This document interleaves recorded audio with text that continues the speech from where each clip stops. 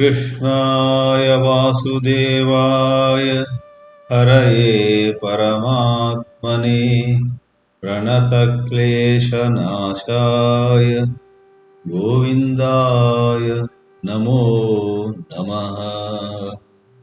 ಎಷ್ಟೋ ಬಾರಿ ಜನರು ಭಗವದ್ಗೀತೆ ಎಲ್ಲ ಬಹಳ ಎತ್ತರದ ವಿಷಯ, ನಮ್ಮ ದೈನಂದಿನ ಜೀವನಕ್ಕೆ ಅದು ಹೇಗೆ ಸಂಬಂಧಿಸುತ್ತೋ ಗೊತ್ತಿಲ್ಲ ಅಂತ ಬಿಟ್ಬಿಡ್ತಾರೆ.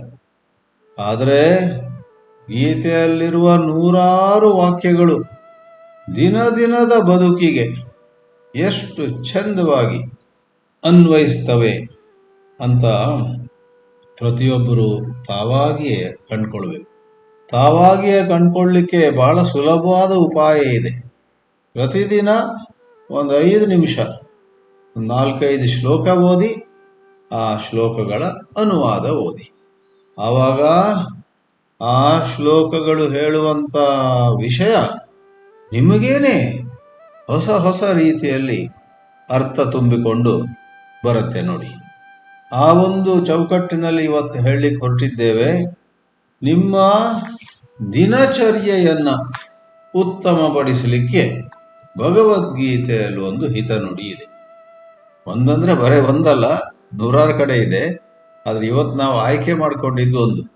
ಭಗವಂತ ಶ್ರೀಕೃಷ್ಣ ಕರ್ಮಯೋಗವನ್ನ ಒತ್ತಿ ಹೇಳುತ್ತಾ 3ನೇ ಅಧ್ಯಾಯದಲ್ಲಿ 8ನೇ ಶ್ಲೋಕದಲ್ಲಿ ಒಂದು ಮಾತು ಹೇಳ್ತಾನೆ.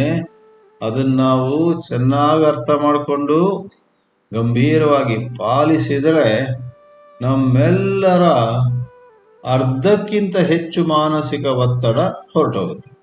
ಆ ಶ್ಲೋಕ ಏನು? ನಿಯತಂ ಕುರು ಕರ್ಮತ್ವಂ ಕರ್ಮಜ್ಯಾಯೋ ಹಿ ಅಕರ್ಮಣಃ ಶರೀರ ಯಾತ್ರಾಪಿ ಚತೆ ನ ಪ್ರಸಿದ್ಧೇತ್ ಅಕರ್ಮಣಃ. ನುಡಿ ಮುತ್ತು ಅಂತ ಇದಕ್ಕೆ ಹೇಳಬೇಕು. ಎಷ್ಟೋ ಮಂದಿ ಯಾಕೆ ಬಳಲ್ತಾ ಇರ್ತಾರಂದ್ರೆ, ಯಾಕೆ ದುಃಖದಲ್ಲಿರ್ತಾರಂತ ಹೇಳಿದ್ರೆ, ಅವರಿಗೆ ಕೆಲವೊಮ್ಮೆ ಗೊತ್ತಾಗೋದಿಲ್ಲ. ಕೆಲವೊಮ್ಮೆ ಗೊತ್ತಾದ್ರೂ ಕೂಡ ಅವ್ರಿಗೆ ಏನ್ ಮಾಡಕ್ ಬರಲ್ಲ. ಏನದು? ಮತ್ತೇನಲ್ಲ, ತಾವು ಮಾಡಬೇಕಾದ ಕೆಲಸ ಮಾಡೋದಿಲ್ಲ, ಬೇರೆ ಏನೋ ಮಾಡ್ತಾ ಕೂತ್ಕೊಡ್ತಾರೆ ಈ ದಿನ. ಅದಕ್ಕೆ ಬಹಳ ಸರಳವಾದ ಭಗವದ್ಗೀತೆಯ ಶಬ್ದದಲ್ಲಿ ಹೇಳುವುದಿದ್ರೆ, ಸ್ವಧರ್ಮವನ್ನು ಬಿಟ್ಟು ಪರಧರ್ಮ ಮಾಡ್ತಾ ಕೂತ್ಕೊಳ್ತಾರೆ. ಕರ್ತವ್ಯವನ್ನು ಬಿಟ್ಟು ಏನೋ ಒಂದು ಚಪಲಕ್ಕೋಸ್ಕರ ಮನಸ್ಸಿನ ಚಂಚಲತೆಯಿಂದಾಗಿ ಯಾವುದೋ ಕುತೂಹಲದಿಂದ ಬೇರೆ ಏನೋ ಮಾಡ್ತಾ ಕೂತ್ಕೊಳ್ತಾರೆ. ಮೊದಲನೇದಾಗಿ ಇಲ್ಲಿ ಭಗವಂತ ಘಂಟಾ ಘೋಷವಾಗಿ ಹೇಳುವುದೇನು ಗೊತ್ತೇ? ಕರ್ಮ ಜಾಯ ಅಕರ್ಮಣ. ಏನೂ ಮಾಡದೆ ಇರೋದು ಅಕರ್ಮ. ಏನೂ ಮಾಡದೆ ಬರೇ ನ್ಯೂಸ್ ಪೇಪರ್ ಓದ್ತಾ ಕೂತ್ಕೊಳ್ಳೋದು, ಬರೇ ಟಿವಿ ನೋಡ್ತಾ ಕೂತ್ಕೊಳ್ಳೋದು, ಬರೇ ವಾಟ್ಸಪ್ ಮೆಸೇಜ್ ನೋಡ್ತಾ ಕೂತ್ಕೊಳ್ಳೋದು. ಇನ್ನು ಕೆಲವರು ಇದ್ದಾರೆ ಮೇಲ್ಮೇಲಿಂದ ಬುದ್ಧಿವಂತರು, ಒಳಗಿಂದ ದೊಡ್ಡ ದೊಡ್ಡರವ್ರು. ದೊಡ್ಡ ಪ್ಲಾನ್ ಮಾಡ್ತಾ ಇರ್ತಾರೆ. ನಾನು ಇದನ್ನ ಮೊದಲು ಮಾಡ್ತೀನಿ, ಆಮೇಲೆ ಅದನ್ನ ಮಾಡ್ತೀನಿ, 1 ವಾರದಲ್ಲಿ ಇದನ್ನ ಮುಗಿಸ್ತೀನಿ, 2 ವಾರದಲ್ಲಿ ಅದನ್ನ ಮುಗಿಸ್ತೀನಿ ಅಂತ ಎಲ್ಲ ಪ್ಲಾನ್ ಮಾಡಿದ ನಂತರ ಆ ಪ್ಲಾನ್ ಅನ್ನು ಸ್ವಲ್ಪ ದೂರವಾಗಿಟ್ಟು ಹೋಗಿ ಒಂದು ದೋಸೆ ತಿನ್ಕೊಂಡ್ ಬರೋಣ ಎಲ್ಲಾದ್ರೂ ಅಂತ ಹೊರಟೋಗ್ಬೇಡ. ಮಾಡೋದಿಲ್ಲ.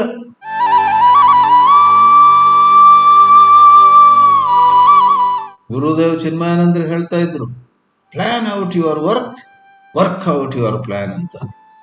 ನಾವಿವಾಗ ಹೇಳ್ತಿರೋ ಮಂದಿ ಹೇಗಂತ ಹೇಳಿದ್ರೆ, ಪ್ಲಾನ್ ಔಟ್ ಮಾಡ್ತಾರೆ, ಅದ್ಭುತವಾದ ಪ್ಲಾನ್, ಆದರೆ ವರ್ಕೌಟ್ ಮಾಡೋದಿಲ್ಲ. No action on what they plan. ಅದರಿಂದ 4 ಜನರಿಗೆ ನಷ್ಟ, ನೋವು ಆಗುವುದು ಮಾತ್ರ ಅಲ್ಲ, ಎಲ್ಲಕ್ಕಿಂತ ಹೆಚ್ಚಾಗಿ ಇವರಿಗೇನೆ ಬಹಳ ಮನಸ್ತಾಪ ಆಗತ್ತೆ, ಬಹಳ ಬೇಸರ ಆಗತ್ತೆ. ಆಮೇಲೆ ಅಯ್ಯೋ ನಾನೇನು ಮಾಡಲಿಲ್ಲ ಇವತ್ತಂತ. ಯಾಕ್ರಿ ಏನು ಮಾಡಲಿಲ್ಲ? ಯಾರು ಬೇರೆಯವ್ರನ್ನ ಬೈಬೇಡಿ, ನೀವೇನೇ ಸಿಕ್ಕಿದ ಸಮಯವನ್ನ, ಕೈಯಲ್ಲಿರುವ ಹಣವನ್ನ, ಬೇರೆ ಸಂಪನ್ಮೂಲಗಳನ್ನ ನೀವೇನೆ ಯಾವ ಕರ್ತವ್ಯಕ್ಕೆ ಉಪಯೋಗಿಸ್ಬೇಕಾಗಿತ್ತೋ ಅದು ಬಿಟ್ಕೊಂಡು ಬೇರೆ ಎಲ್ಲೋ ಉಪಯೋಗಿಸಿ ಬಿಟ್ಟಿದ್ದೀರ. ಆದ್ರಿಂದ ಮೊದಲು ಆಲಸ್ಯ, ಅಕರ್ಮ, ಅದರಿಂದ ಎದ್ದು ನಾವು ಕರ್ಮದಲ್ಲಿ ತೊಡಗಬೇಕು. ದೇಹಕ್ಕೆ ಬೇಕಾಗುವ ಒಂದು 6-7 ಗಂಟೆ ವಿಶ್ರಾಂತಿ ಕೊಟ್ಕೊಳ್ಳಿ, ಯಾರು ಬೇಡ ಅಂತಾರೆ. 3 ಸಾರಿ ಚೆನ್ನಾಗಿ ಊಟ ಮಾಡಿ, ಯಾರು ಬೇಡ ಅಂತಾರೆ. ಬೇರೆ ಸಮಯ ಇದೆ ಅಲ್ಲ, ಅಲ್ಲಿ ಬುದ್ಧಿಮತ್ತೆಯಿಂದ ನನ್ನ ಕರ್ತವ್ಯವೇನು, ಭಗವಂತ ನನ್ನಿಂದ ಮುಖ್ಯವಾಗಿ ಏನು ಅಪೇಕ್ಷಿಸ್ತಾನೆ ಅಂತ ಕೇಳ್ಕೊಂಡು ಅದನ್ನು ಮಾಡಬೇಕು ಹೊರತು ಬೇರೆ ಏನೋ ಮಾಡ್ಲಿಕ್ಕೆ ಹೋಗ್ಬಾರ್ದು. ನಿಯತಂ ಅಂತ ಒಂದು ಪಾರಿಭಾಷಿಕ ಶಬ್ದವನ್ನು ಶ್ರೀಕೃಷ್ಣ ಉಪಯೋಗಿಸ್ತಾನೆ. ಪಾರಿಭಾಷಿಕ ಶಬ್ದ ಅಂದ್ರೆ ಏನ್ ಗೊತ್ತೇ? ಟೆಕ್ನಿಕಲ್ ಟರ್ಮ್ ಅಂತ. ಅದು ಈ ಒಂದು ದರ್ಶನ, ಈ ಒಂದು ತತ್ವಶಾಸ್ತ್ರ, ಈ ಒಂದು ಫಿಲಾಸಫಿ ಓದಿದವರಿಗೆ ಆ ಶಬ್ದ ಗೊತ್ತಿರುತ್ತೆ. ನಿಯತ ಅಂದ್ರೆ ಏನು? ಬೇರೆ ಕಡೆಯಲ್ಲಿ ಆ ನಿಯತ ಶಬ್ದಕ್ಕೆ ಬೇರೆ ಏನೋ ಅರ್ಥ ಇರ್ಬೋದು. ಇಲ್ಲಿ ನಿಯತ ಅಂದ್ರೆ ಪುನಃ ಸ್ವಾಮಿ ಚಿನ್ಮಯಾನಂದರ ಭಗವದ್ಗೀತೆಯ ಬಗ್ಗೆ ಬರೆದ ಪುಸ್ತಕವನ್ನು ಉದಾಹರಿಸುವುದಿದ್ರೆ, ನಿತ್ಯ ಕರ್ಮ ಮತ್ತು ನೈಮಿತ್ತಿಕ ಕರ್ಮ ಎರಡನ್ನು ಸೇರಿಸಿ ನಿಯತ ಕರ್ಮ ಆಗುತ್ತೆ. ಇನ್ನೊಂದು ಎರಡಿದೆ, ಕಾಮ್ಯ ಕರ್ಮ ಮತ್ತೆ ನಿಷಿದ್ಧ ಕರ್ಮ. ಅದನ್ನು ಬಿಟ್ಬಿಡಿ. ಬರೇ ನಮ್ಮ ಆಸೆಗಳನ್ನು ಪೂರೈಸಿಕೊಳ್ಳೋಕ್ಕೋಸ್ಕರ, ಭೋಗಕ್ಕೋಸ್ಕರ ಮಾಡುವ ಕೆಲಸ, ಮತ್ತೆ ಕೆಲವುದು ಮಾಡಬಾರದು. ಶಾಸ್ತ್ರ ಖಂಡಿತವಾಗಿ ಹೇಳಿದೆ ಇದು ಮಾಡಬಾರದು ಅಂತ, ಆದ್ರೂ ಹೋಗಿ ಹೋಗಿ ಮಾಡ್ತೀವಿ ಅದನ್ನು. ಕಾಮ್ಯ ಮತ್ತು ನಿಷಿದ್ಧ ಒಬ್ಬ ಆಧ್ಯಾತ್ಮಿಕ ಸಾಧಕನಿಗೆ ಒಳ್ಳೇದಲ್ಲ, ದೂರ ಇಡ್ತಾನಾತ. ಕರ್ತವ್ಯ ರೂಪದಲ್ಲಿ ಬಂದಿರುವುದು ಎರಡಿದೆ, ನಿತ್ಯ ಮತ್ತು ನೈಮಿತ್ತಿಕ. ನಿತ್ಯ ಅಂತ ಹೇಳಿದ್ರೆ ದಿನದಿನವೂ ಮಾಡಬೇಕಾದದ್ದು, ನೈಮಿತ್ತಿಕ ಅಂತ ಹೇಳಿದ್ರೆ ಬೇರೆ ಬೇರೆ ಸಂದರ್ಭಗಳಿಗೆ ಅನುಗುಣವಾಗಿ ಮಾಡಬೇಕಾದದ್ದು. ಒಟ್ಟಾದ್ರೆ ಎರಡೂ ಮಾಡಬೇಕಾದ ಕೆಲಸ. ಅಥವಾ ಈಗಿನ ಕಾಲದಲ್ಲಿ ನೀವು ಯಾವ ವೇದವನ್ನೋ ಯಾವುದೋ ಒಂದು ಶಾಸ್ತ್ರವನ್ನು ಅನುಸರಿಸ್ತಾ ಇಲ್ಲ, ನಿಮ್ಮ ಆತ್ಮಸಾಕ್ಷಿಯಿಂದ ಕೆಲವುದನ್ನೆಲ್ಲ ಗುರುತಿಸ್ಕೊಂಡಿದ್ದೀರಾ. ಇದು ನಾನು ಮಾಡಬೇಕಾದದ್ದು, ಇದು ನಾನು ಮಾಡದಿದ್ರೆ ನನಗೇ ಪಶ್ಚಾತ್ತಾಪ ಆಗುತ್ತೆ, 4 ಜನ ಬೈದಿರಲಿ, ನನಗೇ ಬೇಸರ ಆಗುತ್ತೆ, ಅಯ್ಯೋ ನಾನು ಅದು ಮಾಡಬೇಕಿತ್ತು ಮಾಡಲಿಲ್ಲ ಅಂತ ಬೇಸರ ಆಗುತ್ತೆ. ಅಂತಹ ಕರ್ತವ್ಯ ಕರ್ಮಗಳನ್ನು ಗುರುತಿಸ್ಕೊಂಡು ಅದನ್ನು ನಾವು ಮಾಡಬೇಕು. ಈ ಕಾಲದಲ್ಲಿ ಹೌ ಟು ಬಿ ಇಫೆಕ್ಟಿವ್, ಹೇಗೆ ನಾವು ಪರಿಣಾಮಕಾರಿಯಾಗಿ ಬದುಕಬಹುದು, ಮನೆಯಲ್ಲಾಗಲಿ, ಆಫೀಸಿನಲ್ಲಾಗಲಿ, ಸಮಾಜದಲ್ಲಾಗಲಿ, ಬೇರೆ ಯಾವುದೇ ಚೌಕಟ್ಟಿನಲ್ಲಾಗಲಿ ನಾವು ಎತ್ಕೊಳ್ಳುವಂಥ ಕೆಲಸವನ್ನೆಲ್ಲ ಅಚ್ಚುಕಟ್ಟಾಗಿ, ಸಮಯಕ್ಕೆ ಸರಿಯಾಗಿ, ಚಂದವಾಗಿ, ಅಂದವಾಗಿ ಹೇಗೆ ಮಾಡೋದು ಅಂತ ಒಂದು ದೊಡ್ಡ ವಿಷಯ ಇದೆ. ಅದರಲ್ಲಿ ಸಮಯವನ್ನು ಹೇಗೆ ಸದುಪಯೋಗ ಮಾಡುವುದು ಅನ್ನುವಂತಹ ವಿಷಯವೂ ಇದೆ, ಟೈಮ್ ಮ್ಯಾನೇಜ್ಮೆಂಟ್. ಈ ವಿಷಯದಲ್ಲಿ ಎಷ್ಟೋ ಬಾರಿ ಹೇಳಲಾಗ್ತದೆ, ಇಂಗ್ಲಿಷ್ನಲ್ಲಿ ಒಂದು ಶಬ್ದ ಹೇಳ್ತಾರೆ, ಶೆಡ್ಯೂಲ್ಡ್ ಆಕ್ಟಿವಿಟೀಸ್ ಮತ್ತು ಅನ್ಶೆಡ್ಯೂಲ್ಡ್ ಆಕ್ಟಿವಿಟೀಸ್. ಯಾವುದೋ ಒಂದು ಕೆಲಸವನ್ನ ಇದು ಮಾಡಬೇಕಂತ ಕೊನೆಗೆ ಅದನ್ನು ಶೆಡ್ಯೂಲ್ ಮಾಡಿದರೆ, ಯಾವಾಗ ಮಾಡ್ತೀರಾ? ಇವತ್ತು 11ರಿಂದ 12 ಮಧ್ಯೆ ಇದನ್ನು ಮಾಡ್ತೇವೆ ಅಂತ ನೀವು ಶೆಡ್ಯೂಲ್ ಅಂದ್ರೆ ಅದಕ್ಕೊಂದು ಸಮಯ ಕೊಟ್ಟು 11ರಿಂದ 12 ಅದಕ್ಕೆ ನಾನು ಆ ಕೆಲಸ ಮಾಡ್ತೀನಿ ಅಂತ. ಏನೋ ಅನಿವಾರ್ಯವಾಗಿ ಯಾರೋ ಬಂದ್ರೆ ಏನೋ ಆಯ್ತು, ಅದು ಬೇರೆ. ಆದ್ರೆ ಆ ಥರ ಅನಿವಾರ್ಯವಾಗಿ ಏನಾಗಿಲ್ಲ, 10:45 ಗಂಟೆವರೆಗೆ ನೀವು 11 ಗಂಟೆಗೆ ಮಾಡ್ತೀನಿ ಆ ಕೆಲಸ, 11 ಗಂಟೆ ಕೂತ್ಕೊಂಡು ಅದು ಮಾಡ್ತೀನಿ ಅಂತ 10:45ವರೆಗೆ ನೀವು ಯೋಚನೆ ಮಾಡಿದ್ರಿ. 11 ಗಂಟೆ ಆದ ಕೂಡಲೇ ಒಂದು ನಿಮಿಷ ಸ್ವಲ್ಪ ಮಾರ್ಕೆಟ್ ಹೋಗಿ ಆ ಅಂಗಡಿ ತೆರೆದಿದೆಯಾ ಮುಚ್ಚಿದೆಯಾ ನೋಡಿ ಬರ್ತೀನಿ ಅಂತ. ಏನಪ್ಪ ಅಷ್ಟು ಅರ್ಜೆಂಟು? ಚಂಚಲತೆ, ಏನೋ ಬೇಡದಿದ್ದ ಕುತೂಹಲ. ಅಂದ್ರೆ ಏನು? ನಮ್ಮ ಮನಸ್ಸು ನಮ್ಮ ಕೈಯಲ್ಲೇ ಇಲ್ಲ. ನಾವೇ ಅಂದುಕೊಂಡಿದ್ದು 11ರಿಂದ 12ಕ್ಕೆ ಬೇರೆ ಏನನ್ನು ಮುಟ್ಟದೆ ಆ ಕೆಲಸವನ್ನು ಮಾಡ್ತೀನಿ. ಅದು ಹೊರಗೆ ಗದ್ದೆಯಲ್ಲಿರ್ಬೋದು, ತೋಟದಲ್ಲಿರ್ಬೋದು, ಅಥವಾ ಮನೆ ಒಳಗೆ ಇರ್ಬೋದು, ಟೇಬಲ್ ಕುರ್ಚಿ ಇಟ್ಕೊಂಡು ಕಂಪ್ಯೂಟರ್ ಮೇಲೆ ಇರ್ಬೋದು, ಅದೆಲ್ಲ ಏನು ಚಿಂತೆ ಇಲ್ಲ.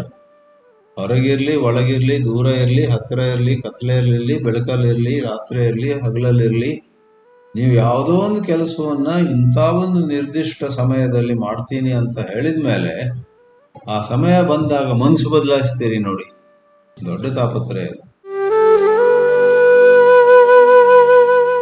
ಆದ್ರಿಂದ ಭಗವಂತ ಶ್ರೀಕೃಷ್ಣ ಹೇಳ್ತಾನೆ, ನಿಮ್ಮ ಬದುಕಿನಲ್ಲಿರುವ ದುಃಖಕ್ಕೆ ಮುಖ್ಯವಾಗಿ ನಿಮ್ಮಲ್ಲಿ ಅಂತಃಶಕ್ತಿ ಇಲ್ಲದಿರುವುದೇ ಕಾರಣ.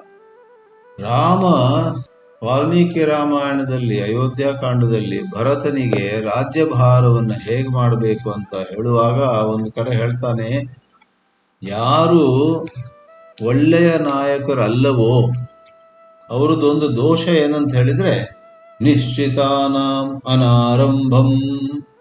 ನಿಶ್ಚಿತಾನಾಂ ಅನಾರಂಭಂ, ನಿಶ್ಚಯ ಮಾಡಿರೋದನ್ನ ಶುರು ಮಾಡೋದೇ ಇಲ್ವಂತೆ. ನಿಮಗೆ ಅದು ಕೇಳಿದಾಗ ಹಾಗೆ ಯಾರು ಮಾಡ್ತಾರ? ನಿಶ್ಚಯ ಮಾಡಿದ್ಮೇಲೆ ಮಾಡಿಯೇ ಮಾಡ್ತಾರಂತ? ಇಲ್ಲ. ಈ ಮನುಷ್ಯ ಜಾತಿಯಲ್ಲಿ 10ರಲ್ಲಿ 8 ಜನ ತಾವು ನಿರ್ಧಾರ ಮಾಡಿದ್ದನ್ನ ತಾವೇ ಬಿಟ್ಬಿಡ್ತಾರೆ. ಆ ಕೆಲಸ ಮಾಡಬೇಕಾದ ಸಮಯ ಬಂದಾಗ ಏನೋ ಇವತ್ತು ಮೂಡಿಲ್ಲ ನೋಡಿ, ಸ್ವಲ್ಪ ಬೆನ್ನೋವು, ಸ್ವಲ್ಪ ಅದು, ಸ್ವಲ್ಪ ಇದು ಅಂತ ಏನೋ ನೆಪ ಒಡ್ಡಿ ಕೆಲಸ ಮಾಡೋದಿಲ್ಲ.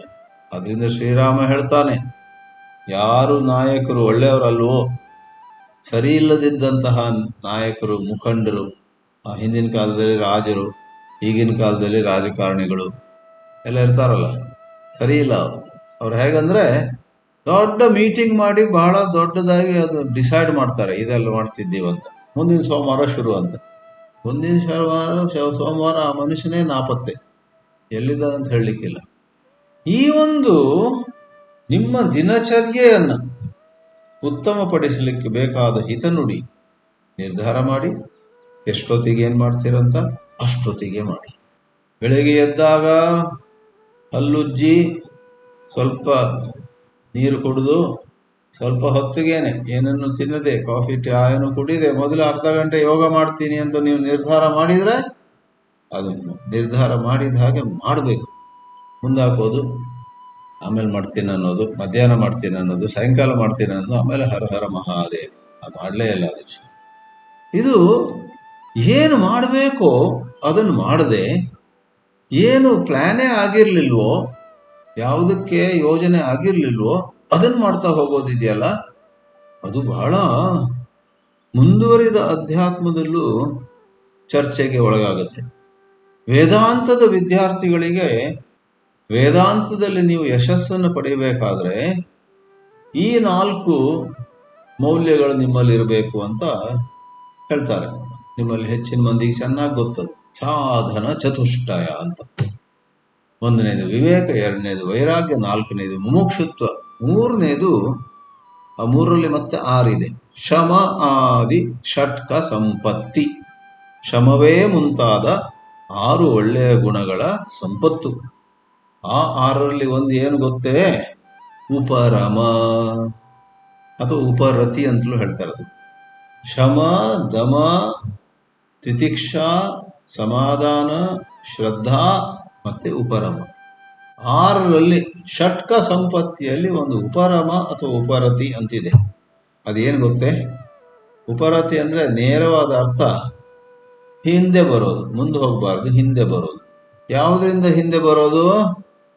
ಯಾವುದು ನಾವು ಯೋಜನೆ ಮಾಡಿಲ್ವೋ ಅದು ಮಾಡಕ್ ಹೋಗ್ತೀವಿ ನೋಡಿ, ಅದರಿಂದ ಹಿಂದೆ ಬರೋದು. ಇಲ್ಲ, ನಾನು ಏನು ಪ್ಲಾನ್ ಮಾಡಿದ್ದೆ ಅದನ್ನೇ ಮಾಡ್ತೀನಿ. ಆ ಪ್ಲಾನ್ ಬಿಟ್ಟು ಬೇರೆ ಏನೋ ಮಾಡಕ್ ಹೋಗ್ತೀವಿ ನಾವು ಕುತೂಹಲದಿಂದ, ಏನಾಗೋದಿಲ್ಲ ಬಿಡಿ, ಇವತ್ತು ಬೇಡ ನಾಳೆ ಮಾಡೋಣ ಅಂತೆ. ಅದು ಅಂದ್ಕೊಂಡಿದ್ವಿ ಇವತ್ತು ಮಾಡೋಣ ಅಂತ, ಬಟ್ ನಾಳೆ ಮಾಡೋಣ ಅಂತ ಏನ್ ನೀವು ಮಾಡ್ಬೇಕಂತ ಅಂದ್ಕೊಂಡಿದ್ರೋ ಅದನ್ನ ಬಿಟ್ಬಿಟ್ಟು ಬೇರೆ ಏನೋ ಮಾಡಕ್ ಹೋಗ್ತೀವಿ ನೋಡಿ. ಆ ಒಂದು ಪ್ರವೃತ್ತಿಯಿಂದ ಹಿಂದೆ ಬರುವಂತ. ಬಟ್ ಬೆಳಿಗ್ಗೆಯಿಂದ ಪೇಪರೇ ಓದಿಲ್ಲ, ಸ್ವಲ್ಪ ಪ್ರಜಾವಾಣಿ ಓದಿ ಇನ್ನೊಂದು 10 ನಿಮಿಷದಲ್ಲಿ ಮತ್ತೆ ಕೂತ್ಕೋತೀನಪ್ಪ, ಅದೇ ಹಾಗೇನಿಲ್ಲ ಅಂತ ಯಾರಿಗೆ ನೀವು ಮೋಸ ಮಾಡ್ತಿದ್ದೀರಾ? ನಿಮ್ಮ ಚಂಚಲತೆಯನ್ನ ನೀವೇ ದೂರಪಡಿಸ್ಬೇಕು.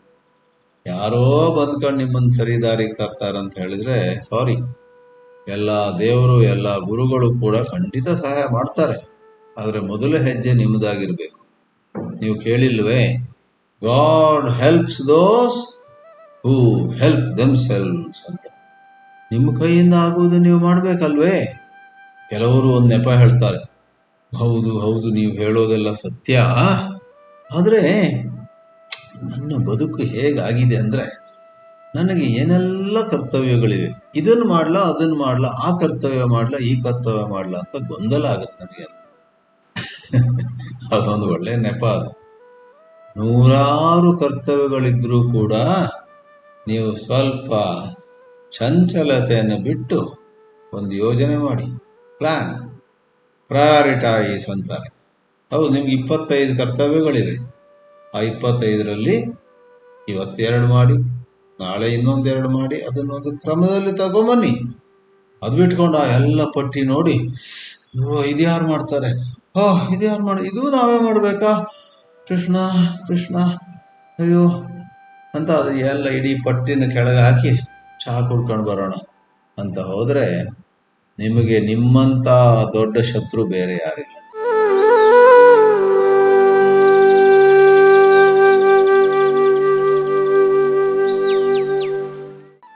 ಆದ್ರಿಂದ ಮಿತ್ರರೇ, ಭಗವಂತ ಶ್ರೀಕೃಷ್ಣ ಇಲ್ಲಿ ಹೇಳುವಂತಹದ್ದು ನಿಯತಂ ಕುರು ಕರ್ಮತ್ವಂ, ನಿಮ್ಮ ಕರ್ತವ್ಯ ರೂಪವಾಗಿ ಬಂದದ್ದನ್ನ ತಪ್ಪದೆ ಮಾಡಿ, ವಿಶ್ರಾಂತಿ ಪಡದೆ, ಸರಿಯಾಗಿ ನಿದ್ರೆ ಮಾಡದೆ ಎಲ್ಲ ಕರ್ತವ್ಯ ಮಾಡಿ ಅಂತ ಹೇಳ್ತಾ ಇಲ್ಲ. ಮೊದಲು ಹೇಳಿದ್ವಿ ನಾವು, ಬೇಕಾದಷ್ಟು ವಿಶ್ರಾಂತಿ ತಗೊಳ್ಳಿ.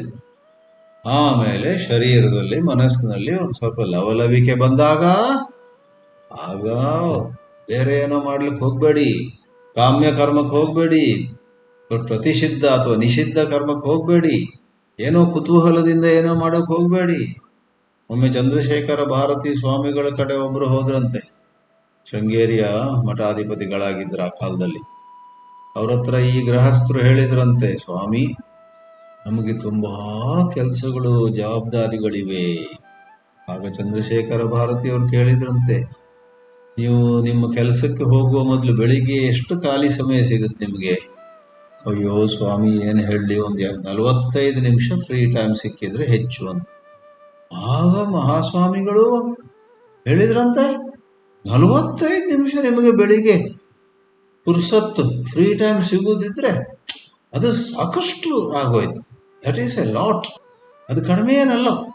ಆ 45 ನಿಮಿಷವನ್ನು ನೀವು ಶ್ರದ್ಧೆ ಇಟ್ಟು ಯಾವುದೋ ಒಂದು ಅನುಷ್ಠಾನವನ್ನ ತಪ್ಪದೆ ಮಾಡ್ತಾ ಹೋಗಿ, ಹಾಗಾದ್ರೆ ಫಲವನ್ನು ನೋಡಿ.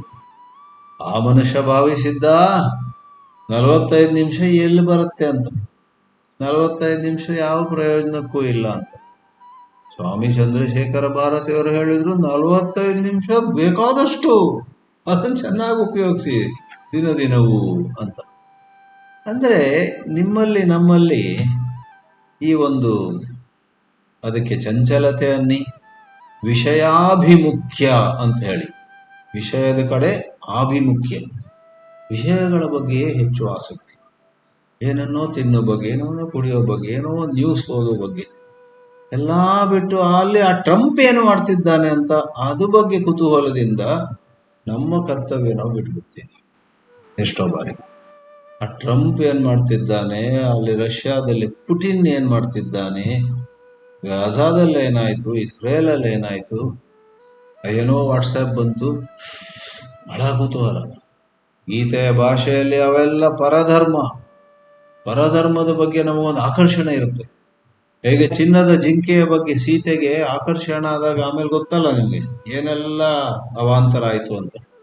ಆ ಪ್ರಕಾರವಾಗಿ ಏನೋ ಒಂದು ಮೆಸೇಜ್ ಬಂತು ವಾಟ್ಸಾಪ್ ಅಲ್ಲಿ, ಆಮೇಲೆ ಪುನಃ ಬಂತು ರಷ್ಯಾ ಮತ್ತೊಮ್ಮೆ ಬಾಂಬ್ ಹಾಕ್ತು ಎಲ್ಲಿ ಅಂತ, ಅಥವಾ ಟ್ರಂಪ್ ಇನ್ನೇನೋ ಹೊಸ ನಿಯಮ ಮಾಡಿದಾನೀಗ, ಏನೋ ಒಂದು ಭಾರತೀಯರು ಯಾರು ಸುಲಭವಾಗಿ ಇನ್ನು ಅಮೆರಿಕಕ್ಕೆ ಹೋಗುವ ಹಾಗಿಲ್ಲ, ಅಥವಾ ಹೋದವರು ಹಿಂದೆ ಬರುವ ಹಾಗಿಲ್ಲ ಅಂತದ್ದು ಮಾಡ್ಬೋದು ಅವನು. ವಿಚಿತ್ರವಾಗಿ ಅದು ನಿಯಮ ಬರ್ಬೋದು, ಒಂದ್ಸರಿ ಅಲ್ಲಿ ಕಾಲಿಟ್ರೆ ಮತ್ತೆ ಹಿಂದೆ ಭಾರತಕ್ಕೆ ಹೋಗ್ಲಿಕ್ಕೆ ಇಲ್ಲ ಅಂತ ಹೇಳಿ ಒಂದು ನಿಯಮ ಬರ್ಬೋದು. ಅಲ್ಲಿ ತುಂಬಾ ಜನ ಇಷ್ಟಪಡ್ಬೋದು ಅದನ್ನ ಇರ್ಲಿ.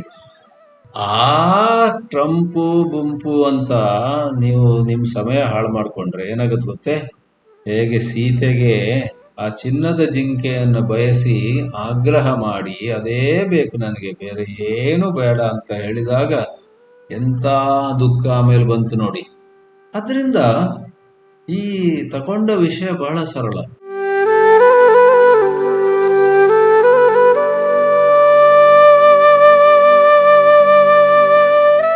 ಡಿ ವಿ ಗುಂಡಪ್ಪನವರು ಕಗ್ಗದಲ್ಲಿ ಒಂದು ಹೇಳ್ತಾರೆ, ಒಂದು ಪಾದವೂ ಅಲ್ಲ ಅದು, 4 ಪಾದಗಳಿರುವ ಒಂದು ಚೌಪದಿಯಲ್ಲಿ ಒಂದು ಪಾದವೂ ಇಲ್ಲ ಅನ್ನಿ.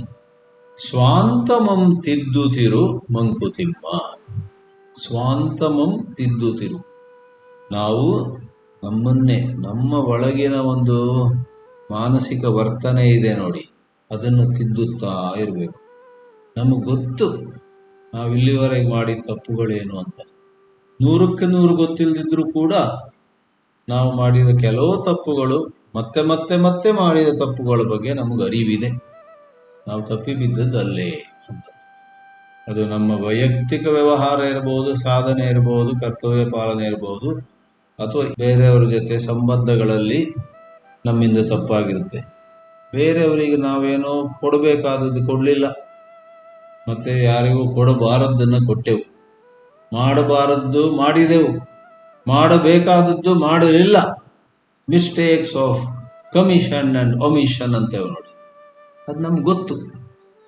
ಹಾಗೆ ಗೊತ್ತಿರುವಾಗ ಇವತ್ತಿನ ದಿನ ಆದರೂ, ಈ ಕ್ಷಣ ಆದರೂ ಜೋಪಾನವಾಗಿ ಶ್ರೀಕೃಷ್ಣನ ಮಾತು ಕೇಳಿ, ನಿಯತಂ ಕುರು ಕರ್ತವ್ಯಂ ಕುರು ನಿತ್ಯ ಕರ್ಮ ಕುರು ನೈಮಿತ್ತಿಕಂ ಕರ್ಮ ಕುರು ಅನಾವಶ್ಯಕಂ ಕರ್ಮ ಮಾ ಕುರು. ಯಾವುದು ಬೇಡವೋ ಅದನ್ನು ಮಾಡ್ಲಿಕ್ಕೆ ಹೋಗಬೇಡ, ನಿನ್ನ ಕೆಲಸ ಅಲ್ಲ ಅದು. ಅಧ್ಯಾತ್ಮದ ಶಾಸ್ತ್ರ ಅಥವಾ ಅಧ್ಯಾತ್ಮ ವಿಜ್ಞಾನದ ಪ್ರಕಾರ ಯಾವುದು ಸತ್ಯವಾಗಿಯೂ ನಮ್ಮ ಹೃದಯದ ಆಳದಿಂದಲೂ ಇದು ನನ್ನ ಕರ್ತವ್ಯ ಅಂತ ತೋರಿ ಬರುತ್ತಲ್ಲ, ಅದು ಕೂಡ ಒಂದು ಭ್ರಮೆ ಅಂತ ಹೇಳಲಾಗ್ತದೆ. ಒಮ್ಮೆ ಸ್ವಾಮಿ ವಿವೇಕಾನಂದರು ಹೇಳಿದರು, ಈ ಪ್ರಪಂಚದಲ್ಲಿ ಎಲ್ಲಕ್ಕಿಂತ ದೊಡ್ಡ ಭ್ರಮೆ ಅಂದ್ರೆ ಮತ್ತೇನಲ್ಲ, ಕರ್ತವ್ಯ ಬುದ್ಧಿ, ಅದೇ ಭ್ರಮೆ ಅಂತ.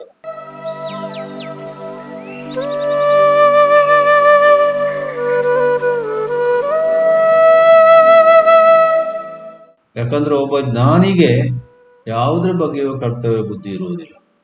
ಅವನು ಪ್ರೀತಿಯಿಂದ ಪ್ರೇಮದಿಂದ ಮಾಡ್ತಾನೆ, ತುಂಬಾ ಕೆಲಸ ಮಾಡ್ತಾನೆ. ಆದ್ರೆ ಇದು ನನ್ನ ಕರ್ತವ್ಯ, ಇದು ಮಾಡದಿದ್ರೆ ನನಗೆ ಪಾಪ ಅಂಟುತ್ತೆ, ಇದು ಮಾಡಿದ್ರೆ ನನಗೆ ಪುಣ್ಯ ಬರುತ್ತೆ, ಆ ಪ್ರಕಾರವಾಗಿ ಅವನಿಗೊಂದು ಕರ್ತವ್ಯ ಬುದ್ಧಿ ಇರುವುದಿಲ್ಲ. ಅವನಿಗೆ ಗೊತ್ತು ನಾನು ಪೂರ್ಣ ರೂಪ ಆದಂತಹ ಆತ್ಮತತ್ವ, ಈ ಆತ್ಮದ ಪೂರ್ಣತೆಗೆ ಯಾವುದನ್ನು ಮಾಡುವುದರಿಂದ ಲಾಭ ಇಲ್ಲ, ಯಾವುದನ್ನು ಮಾಡದೇ ಇರುವುದರಿಂದ ನಷ್ಟ ಇಲ್ಲ ಅಂತ ವೇದಾಂತದಲ್ಲಿ ಆ ಮಾತು ಬರುತ್ತೆ. ಈ ಬ್ರಹ್ಮ ಅನ್ನುವಂಥದ್ದು, ಈ ಆತ್ಮ ಸ್ವರೂಪ ಅನ್ನುವಂಥದ್ದು ಅಹೇಯ ಮತ್ತು ಅನುಪಾದೇಯ ಅಂತ. ಅಹೇಯ ಅಂತ ಹೇಳಿದ್ರೆ, ಹೇಯ ಅಂದ್ರೆ ಬಿಡಬಹುದಾದ, ಅಹೇಯ ಅಂದ್ರೆ ನೀವು ಎಷ್ಟು ಪ್ರಯತ್ನ ಮಾಡಿದ್ರು ಈ ಆತ್ಮವನ್ನು ಬಿಡ್ಲಿಕ್ಕೆ ಸಾಧ್ಯ ಇಲ್ಲ, ನೀವೇ ಆತ್ಮ ಆಗಿದ್ದೀರಾ. ಅನುಪಾದೇಯ ಅಂದ್ರೆ ಏನು, ಎಷ್ಟು ಪ್ರಯತ್ನ ಮಾಡಿದ್ರು ಈ ಆತ್ಮವನ್ನು ನೀವು ತಗೊಳ್ಲಿಕ್ಕೆ ಸಾಧ್ಯ ಇಲ್ಲ. ಯಾಕಂದ್ರೆ ಅದು ನಿಮ್ಮಿಂದ ದೂರ ಇದ್ರೆ ತಾನೇ ತಗೊಳ್ಳೋಕ್ಕಾಗೋದು. ನೀವು ಇವಾಗಲೇ ಆಗ್ಬಿಟ್ಟಿದ್ದೀರ, ಇವಾಗಲೇ ನೀವು ಆತ್ಮವಾಗಿದ್ದೀರ. ಅಹೇಯ ಅನುಪಾದೇಯ ಅಯಂ ಆತ್ಮ ಅಂತ ಬರುತ್ತೆ. ಅಂತ ಪರಿಸ್ಥಿತಿಯಲ್ಲಿ ಅಜ್ಞಾನದ ಚೌಕಟ್ಟಿನಲ್ಲಿಯೇ ಎಲ್ಲ ಕರ್ತವ್ಯಗಳು ತೋರಿ ಬರುವಂತಹದ್ದು. ಶಂಕರಾಚಾರ್ಯರು ಹೇಳುವ ಪ್ರಕಾರ ಅವಿದ್ಯಾ ಭೂಮಿಯಲ್ಲಿಯೇ ಇದು ಕರ್ತವ್ಯ, ಅದು ಅಕರ್ತವ್ಯ ಅಂತ ಉಂಟಾಗುವಂಥದ್ದು. ಹಾಗಂದ್ರೆ ಈಗ ತಾನೇ ನೀವು ಹೇಳಿದ್ರೆ ಕರ್ತವ್ಯ ಮಾಡಬೇಕು ಅಂತ ಒತ್ತಿ ಒತ್ತಿ ಹೇಳಿದ್ರೆ, ಈಗ ಕರ್ತವ್ಯ ಭ್ರಮೆ ಅಂತ ಹೇಳ್ತಾರಲ್ಲ ಅಂತ ನೀವು ಕೇಳ್ಬೋದು. ಒಂದು ನಿಮಿಷ ಶಾಂತಿಯಿಂದ ಕೇಳಿ. ನಾವು ಇಷ್ಟಪಡಲಿ ಇಷ್ಟಪಡದಿರಲಿ, ಸದ್ಯಕ್ಕಂತೂ ನಮಗೆ ಕೆಲವಾರು ಹೃದಯದ ಆಳದಿಂದ ಇದು ಕರ್ತವ್ಯ ಅಂತ ಅನಿಸುತ್ತೆ. ಅದನ್ನು ಗೌರವಿಸಬೇಕು. ಯಾವಾಗ ನಮಗೆ ಈ ಒಂದು ಕೆಲಸ ನನ್ನ ಕರ್ತವ್ಯ, ಮಾಡಲಿಕ್ಕೆ ಯೋಗ್ಯವಾದದ್ದು, ಮಾಡಬೇಕಾದದ್ದು, ಇದು ಮಾಡುವುದರಲ್ಲಿ ನನ್ನ ಶ್ರೇಯಸ್ಸಿದೆ ಅಂತ ಅನಿಸುತ್ತೋ, ಎಲ್ಲಿಯವರೆಗೆ ಆ ಪ್ರಕಾರ ನಿಮಗೆ ಅನಿಸುತ್ತೋ ಅದನ್ನು ನೀವು ಮಾಡಬೇಕು. ಆಗ ಚಿತ್ತಶುದ್ಧಿ ಆಗ್ತದೆ. ಚಿತ್ತಶುದ್ಧಿ ಆದ ಹಾಗೆ ನಿಮ್ಮಲ್ಲಿ ವಿವೇಕ ವೈರಾಗ್ಯಗಳು ಹೆಚ್ಚೆಚ್ಚು ಬೆಳೆದ ಹಾಗೆ ಯಾವುದು ಒಂದು ಕಾಲದಲ್ಲಿ ಬಹಳ ಪರಮ ಕರ್ತವ್ಯ, ಬಹಳ ಯೋಗ್ಯವಾದ ಕೆಲಸ ಮಾಡಲೇಬೇಕಪ್ಪ ಅಂತ ಅನಿಸ್ತಿತ್ತೋ, ಅದು ಆ ಚಿತ್ತಶುದ್ಧಿ ಆದ ಬಳಿಕ ಇದು ನನ್ನ ಕೆಲಸವಲ್ಲ ಅಂದ್ರೆ ಏನಂತ ಅರ್ಥ? ನಮಗೆ 25 ಕೆಲಸಗಳು ನಮ್ಮ ಕರ್ತವ್ಯವಾಗಿ ತೋರುವುದು ನಮ್ಮ ವೈರಾಗ್ಯದ ಅಭಾವದಿಂದ ವೈರಾಗ್ಯ ಬರುವವರೆಗೆ ನಾವು ಅವಸರವಾಗಿ ಆ ಕರ್ತವ್ಯಗಳನ್ನೆಲ್ಲ ವೇದಾಂತ ಶಾಸ್ತ್ರದಲ್ಲಿ ಹೇಳಿದೆ. ನಾನು ಆತ್ಮವಂತೆ, ಆತ್ಮಕ್ಕೆ ಯಾವ ಕರ್ತವ್ಯ ಇಲ್ಲ, ಅದು ಯಾವಾಗಲೂ ಸಂಪೂರ್ಣ, ಆದ್ರಿಂದ ಎಲ್ಲ ಬಿಟ್ಬಿಡ್ತೇನೆ, ಗೋವಿಂದ ಗೋವಿಂದ ಅಂತ ಎಲ್ಲ ಕರ್ತವ್ಯಗಳನ್ನು ನೀವು ಬಿಟ್ರೆ, ಅರ್ಜುನ ಹಾಗೆ ಮಾಡ್ಲಿಕ್ಕೆ ಪ್ರಯತ್ನ ಮಾಡಿದ್ದ, ಎಲ್ಲ ಕರ್ತವ್ಯ ಬಿಟ್ಟು ಹೋಗ್ತೇನೆ ನಾನು ಹಿಮಾಲಯಕ್ಕೆ ಅಂತ. ಶ್ರೀಕೃಷ್ಣ ಅವನಿಗೆ ಅಲ್ಲ ಹೇಳಿದ್ದೆ ಮಾತು, ನಿಯತಂ ಕುರು ಕರ್ಮತ್ವಂ. ನಿನ್ನ ಕರ್ತವ್ಯವನ್ನು ಬಿಡಬೇಡ ಹಾಗೆಲ್ಲ ಅವಸರವಾಗಿ. ಕರ್ತವ್ಯ ಬಿಡಲಿಕ್ಕೆ ಒಳಗೆ ಚಿತ್ತಶುದ್ಧಿ ಆಗ್ಬೇಕು. ನಿಮ್ಗೆ ಚಿತ್ತಶುದ್ಧಿ ಆದಾಗ, ವಿವೇಕ ವೈರಾಗ್ಯ ಬಂದಾಗ, ಚಿತ್ತದಲ್ಲೊಂದು ನಿರ್ಮಲತೆ ಬಂದಾಗ ಎಷ್ಟೋ ರಾಗದ್ವೇಷಗಳು ಹೋಗ್ತವೆ. ಎಷ್ಟೋ ಜನರ ಮಂದಿ ನಿಮಗೆ ಸಿಟ್ಟು ಬರ್ತಿತ್ತು, ಅದು ಹೋಗ್ತದೆ. ಎಷ್ಟೋ ಜನರ ಮೇಲೆ ಬಹಳ ಮಮತೆ, ಬಹಳ ರಾಗ, ಅಯ್ಯೋ ಇವರು ಬಿಟ್ಟು ನಾನು ಹೇಗೆ ಇರಲಿ ಅಂತ, ಅಥವಾ ನನ್ನನ್ನು ಬಿಟ್ಟು ಇವರು ಹೇಗೆ ಇದ್ದಾರು ಅಂತ. ಇದೆಲ್ಲ ಚಿತ್ತಶುದ್ಧಿ ಆದಾಗ ಹೊರಟು ಹೋಗುತ್ತೆ. ಆವಾಗ ಚಿತ್ತಶುದ್ಧಿಯಾಗಿ ಚಿತ್ತ ನಿರ್ಮಲತೆ ಬಂದಾಗ, ವಿವೇಕ ವೈರಾಗ್ಯಗಳು ಚೆನ್ನಾಗಿ ಬೆಳೆದಾಗ ನೀವು ಕರ್ತವ್ಯವನ್ನು ಬಿಡಬೇಕಾಗಿಲ್ಲ, ಕರ್ತವ್ಯಗಳೇ ನಿಮ್ಮನ್ನು ಬಿಟ್ಟು ಹೋಗ್ತವೆ.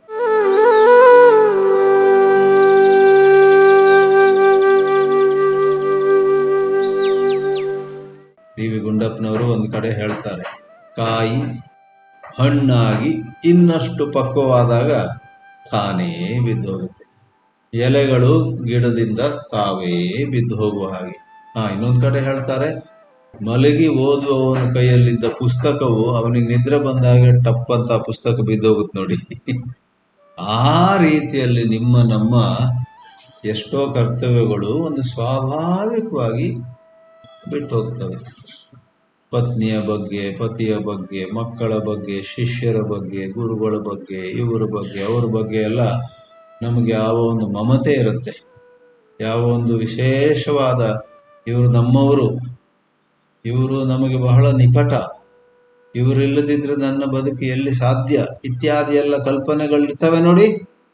ಅವೆಲ್ಲ ವಿವೇಕಾನ್ನಿ, ವೈರಾಗ್ಯ ಅನ್ನಿ, ಅಥವಾ ಒಳ್ಳೆಯ ಭಗವದ್ಭಕ್ತಿ, ದೇವರಲ್ಲಿ ಭಕ್ತಿ ಹೆಚ್ಚಾದಾಗ ನಮಗೆ ಸ್ಪಷ್ಟವಾಗಿ ತೋರ್ತದೆ. ಅದರಿಂದ ಕೊನೆಯಲ್ಲಿ ಹೇಳಬಹುದಾದ್ರೆ, ಈ ನಿಯತಂ ಕುರು ಅಂತ ಮಾತಿದೆ ನೋಡಿ. ದಿನಚರ್ಯೆಯನ್ನು ನಾವು ಉತ್ತಮಗೊಳಿಸಬೇಕಾದ್ರೆ ಹೆಚ್ಚೆಚ್ಚು ಕರ್ತವ್ಯಕ್ಕೆ ನಾವು ಪ್ರಾಧಾನ್ಯತೆಯನ್ನು ಕೊಟ್ಟು, ಬೇರೆ ಯಾವುದ್ಯಾವುದೋ ವಿಕ್ಷೇಪ ಆಗಿ ಬರುವಂತಹ ಕೆಲಸಗಳನ್ನೆಲ್ಲ ದೂರ ಇಟ್ಟು ಅವುಗಳಿಗೆ ಬಲಿಯಾಗದೆ ಮುಂದುವರಿಬೇಕಂತ ಹೇಳಿದ್ದೇನೋ ಸರಿ. ಆದ್ರೆ ಹಾಗೆ ಮುಂದೆ ಹೋದಾಗೆ ವೇದಾಂತದ ಒಂದು ಔನ್ನತ್ಯ, at the height of Vedanta you will find ನಿಮ್ಮ ನಿಯತ ಕರ್ಮ ಕಡಿಮೆ ಆಗಿ ನಿಯತ ಕರ್ಮ 0 ಆಗುವ ಒಂದು ಕಾಲ ಬರುತ್ತೆ. ತಾನಾಗಿ ಬರೋದಿಲ್ಲ, ಅದಕ್ಕೆ ನಿಮ್ಗೆ ಸಾಧನೆ ಮಾಡಬೇಕು. Do your duty, and as you do your duty and get going, a point of time will come. What appeared as duty at one time will not appear like that anymore. That is the magic. ಒಂದು ಕಾಲದಲ್ಲಿ ಸತ್ಯವಾಗಿ ತೋರಿದಂತಹ ಈ ಪ್ರಪಂಚ ಅಸತ್ಯವಾಗಿ ಕಂಡುಬರುತ್ತೆ. ಒಂದು ಕಾಲದಲ್ಲಿ ಹಾವಾಗಿ ತೋರಿದಂತಹ ಆ ಒಂದು ವಸ್ತು ಬರೇ ಹಗ್ಗ ಆಗಿ ಕಂಡುಬರುತ್ತೆ. ಈ ರೀತಿಯಲ್ಲಿ ಒಂದು ದೃಷ್ಟಿಯಲ್ಲಿಯೇ ಬದಲಾಗಬೇಕಾದ್ರೆ ಸದ್ಯಕ್ಕಂತೂ ನಾವು ನಮ್ಮ ಕರ್ತವ್ಯಗಳಿಗೆ ಪ್ರಾಧಾನ್ಯತೆ ಕೊಟ್ಟು, ನಿಯತಂ ಕುರು ಕರ್ಮತ್ವಂ ಕರ್ಮ ಜ್ಯಾಯೋ ಹ್ಯ ಕರ್ಮಣಃ, ಕರ್ಮವೇ ಹೆಚ್ಚಿನದು, ಆಲಸ್ಯಕ್ಕೆ ಬಲಿಯಾಗಬೇಡಿ. ನಾವು ಕೆಲಸ ಮಾಡದಿದ್ರೆ ನಮ್ಮ ಶರೀರ ಒಂದು ದಿನದಿಂದ ಇನ್ನೊಂದು ದಿನಕ್ಕೆ ಅದು ಆರೋಗ್ಯದಿಂದ ಮುಂದುವರಿಯೋಕೆ ಕಷ್ಟ ಆಗುತ್ತೆ. ಶರೀರ ಯಾತ್ರಾಪಿಚತೆ ನ ಪ್ರಸಿದ್ಧಿಯೇದ ಕರ್ಮಣ ಅಂತ 3ನೇ ಅಧ್ಯಾಯದ 8ನೇ ಶ್ಲೋಕದಲ್ಲಿ ಹೇಳಿದ ಈ ಮಾತು ದಿನವೂ ನಮಗೆ ಒಳ್ಳೆಯ ಮಾರ್ಗದರ್ಶನ ಕೊಡುವ ಶಕ್ತಿ ಉಳ್ಳದ್ದು. ಅದನ್ನು ನಾವು ಅನುಸಂಧಾನ ಮಾಡೋಣವಂತೆ. ಓಂ ನಮೋ ಭಗವತೆ ವಾಸುದೇವಾಯ.